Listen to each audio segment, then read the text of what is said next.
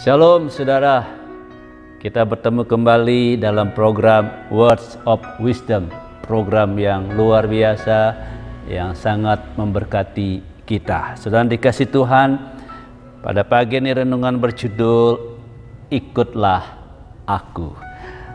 Matius 19 ayat 21 kata Yesus kepadanya, jikalau engkau hendak sempurna, pergilah, jualah segala milikmu dan berikanlah itu kepada orang-orang miskin, maka engkau akan beroleh harta di surga. Kemudian datanglah kemari dan ikutlah aku. Apa yang ada di pikiran saudara ketika Tuhan Yesus berkata atau mendengar perkataan Tuhan Yesus, ikutlah aku? Ya, apakah ucapan itu sekedar mengajak orang untuk mengikuti dia, atau untuk menambah follower dari Tuhan? Nah saudara, banyak orang berpikir seolah-olah Tuhan mencari pengikut atau mencari follower dengan berkata ikutlah aku.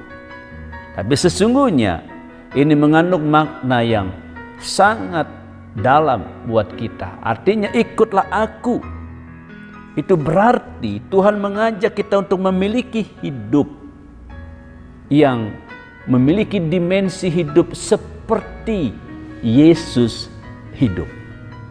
Jadi ketika Tuhan mengajak kita ikutlah aku, artinya supaya hidup kita sama seperti hidup dia, hidup Yesus Kristus.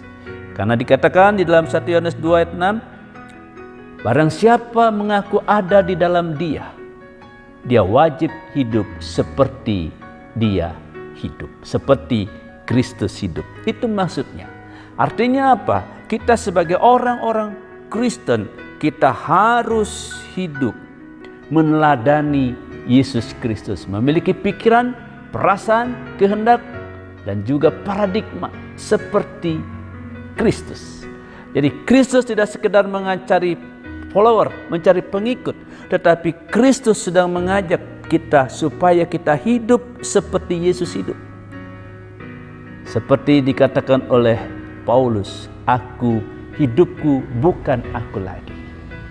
Dalam Filipi dia katakan, hidupku adalah Kristus. Artinya apa? Dia hidup seperti Kristus hidup. Murid-murid Kristus atau Tuhan Yesus disebut orang Kristen karena apa? Karena memiliki gaya hidup, pola hidup seperti Yesus hidup. Berbeda dengan orang-orang pada zamannya. Biarlah kita di tengah-tengah dunia, dimanapun kita berada, kita disebut pengikut Kristus. Artinya kita hidup seperti Kristus hidup. Kita memiliki pola pikir seperti pola pikir Kristus. Kita memiliki paradigma seperti paradigma Kristus. Kita memiliki perasaan seperti perasaan Kristus. Dengan demikian, orang melihat ada Yesus dalam hidup kita.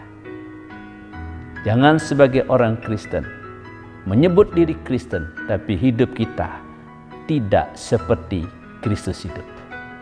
Tetapi biarlah kita mengaku diri sebagai orang Kristen, tapi benar-benar hidup kita seperti hidup Kristus. Sehingga dimanapun kita berada, kita menjadi berkat dan nama Tuhan dimuliakan. Amin. Kita berdoa saudara. Terima kasih untuk renungan pagi ini. Tuhan kau memberkati anak-anak-Mu yang telah mendengar kebenaran firman-Mu. Berkati pekerjaan mereka, berkati usaha mereka, berkati keluarga mereka, berkati hidup mereka. Dan Tuhan jadikan mereka orang-orang yang selalu menjadi berkat dimanapun mereka berada, sehingga nama Tuhan dipermuliakan melalui hidup mereka. Terima kasih Tuhan. Dalam nama Tuhan Yesus kami berdoa dan mengucap syukur. Haleluya. Amin.